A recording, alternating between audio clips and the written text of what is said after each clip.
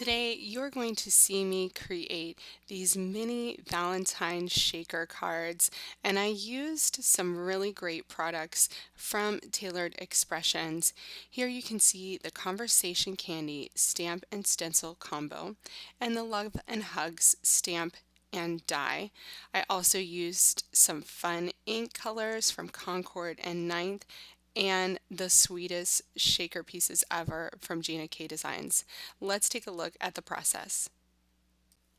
I'm starting out with my inks all in place in my ink stand and the Conversation Candy stamp and stencil combo. Now, I'm looking at the stencil, but I'm realizing that I need to start with the stamp first. So I'm getting my stamp put in place in my Misty on my A2 piece of cardstock, and I'm inking up with some embossing ink from Ranger, using my Stampendable there to get that all nice and even on the cardstock.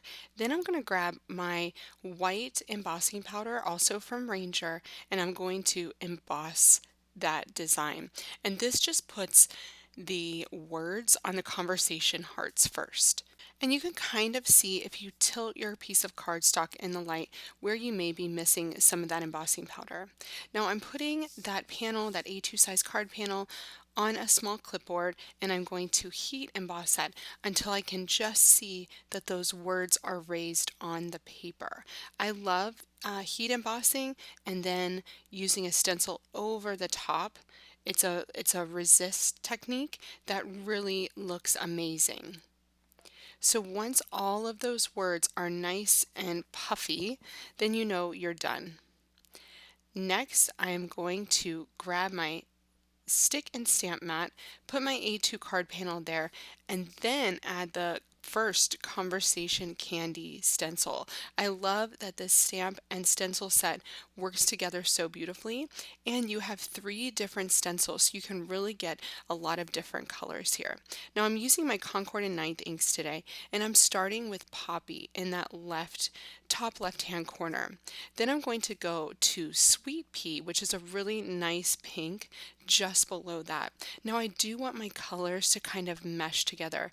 You'll notice that I didn't pull out any orange here, and that's because I'm going to use yellow next, and so when I meet the Sweet Pea to Buttercup, which is what I'm using next, you'll see a nice orange hue come out there.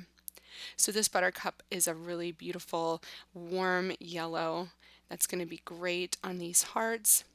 I'm also using my Gina K Designs blending brushes to blend these hearts on the cardstock. Next up, I'm using Sprout, which is a really fun springy green color. And you can see how I'm doing kind of a line from the top left corner all the way down to the bottom right. Then I'm going to use Tide Pool. This is one of my favorite teal colors from Concord and Ninth. And I'm going to kind of mix that in with the green as well. And the last color I'm going to use is Lilac, which is a really nice, kind of a palish purple. And I'm going to make sure that that mixes with the teal as well. Now I'm done with that first panel, and I'm moving on to my second.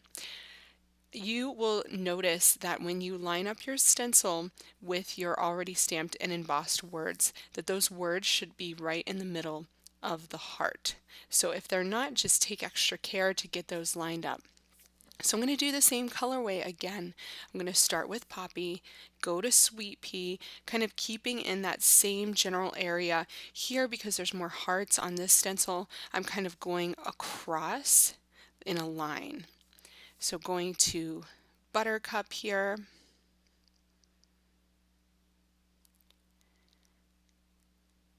Trying to get a little bit more yellow, and that's the beauty of this stencil set. If you notice that you didn't get enough of one color on one stencil, for the next stencil you can kind of focus more on that color.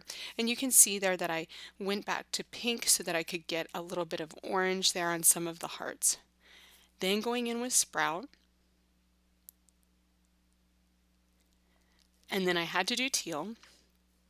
I think teal belongs in any kind of rainbow, so I can't miss teal no matter what kind of project I'm creating. And then going to Lilac again. And you can really see the words on the conversation hearts are really sticking out.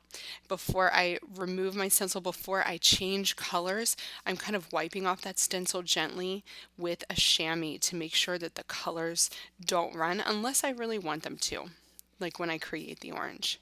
This is my third and final stencil, and I'm going to use Poppy first. Now, because red goes everywhere, I definitely wiped that off of my stencil before I moved on to Sweet Pea. And then I'm going to grab Buttercup. The thing I love about the ink stands, which you can see me using here for both my full size and my cube ink pads, is that they make it so easy for you not to get smudges everywhere. You don't have to hold those ink pads.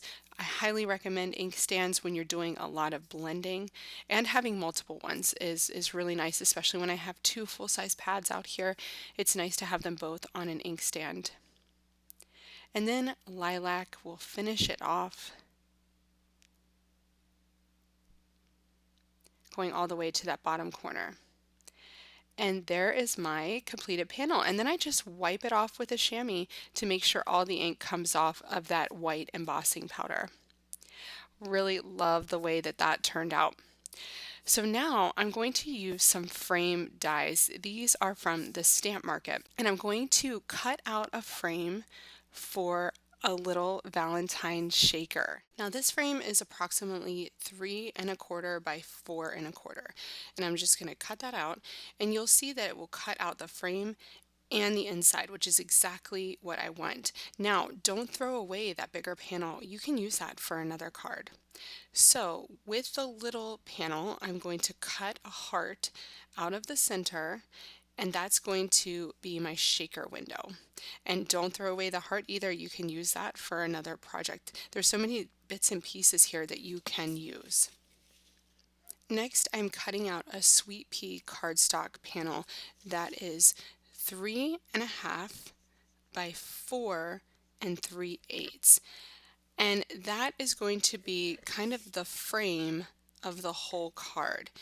And I don't want it to be too bulky because I already have a shaker window. So what I'm doing is I'm placing that frame directly in the center of this panel, and I'm only going to use that tiny little outline there to frame my frame that's been ink blended. So now I'm creating the folding card, and this is just going to, be the background for my card panel. Then I'm going to take that Sweet Pea frame, and I'm going to add some glue here, liquid glue from scrapbook.com, and I'm going to put that on the very outside of the front of the card. Again, I didn't want to add the entire Sweet Pea panel here because it would just add an extra layer, and I already have a lot of bulk with my shaker. So then I can go in and add my frame just to the inside of that. So everything fits together like a puzzle piece. And I'm making sure that I'm putting my pink hearts toward the top, my purple toward the bottom. Now it's time to create that shaker window. I'm going to add some adhesive to the back side all around that heart, and then a piece of acetate that covers that panel. I will trim that. And you want to be sure that your acetate is nice and clean at this point. There's no smudges on it. I have an alcohol-based cleaner here, and I'm just going to wipe off the front of that panel.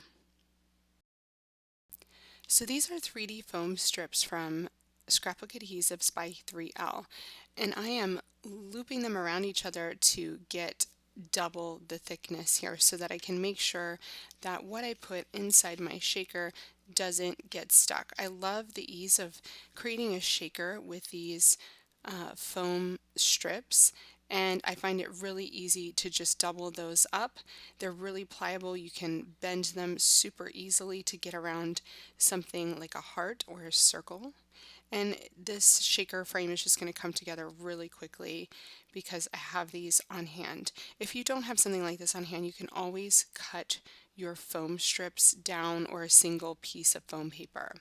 Next, I'm going to use large pieces of the same kind of adhesive from Scrapbook Adhesives by 3L, but the wider version, and I'm going to double those up on the top and the bottom to make sure that nothing sags on my card.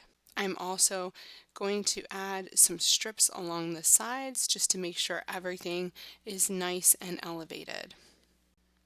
Once I have the foam adhesive down on the sides, then everything is going to be in place to finish off the shaker with the fun bits that go in the middle. Now I have these clay hearts from Gina K Designs. They are just about the cutest darn thing I've ever seen. They're multicolored rainbows. They're the greatest. What I'm doing first is I'm adhering just a few to the front of that white panel to make sure that those stay in place so that even if the card is upright, you still see a few hearts. Then I'm going to pour a few more in there and add a few sequins in for some good measure too. You don't want to add too many because if you do, they won't have enough room to actually shake. Then I'm going to use some liquid adhesive here on my foam adhesive to make sure I have time for that to move around. Last, I need to create my sentiment, and I'm using the Love and Hugs stamp set and die. These are two separate products. I'm using Gina K amalgam ink here so I get that nice black. I didn't want anything to compete with all the colors on my card fronts, and I'm cutting out two sentiments here because I have created two of these cute little shakers and I want to finish them off with these pretty loopy sentiments. I think that these are just perfect. I want to make sure I don't cover up that shaker, so I'm placing my sentiments to the left and to the right sides of my heart. They look so nice, and when they're put on that card front, they really stand out against those rainbow colors.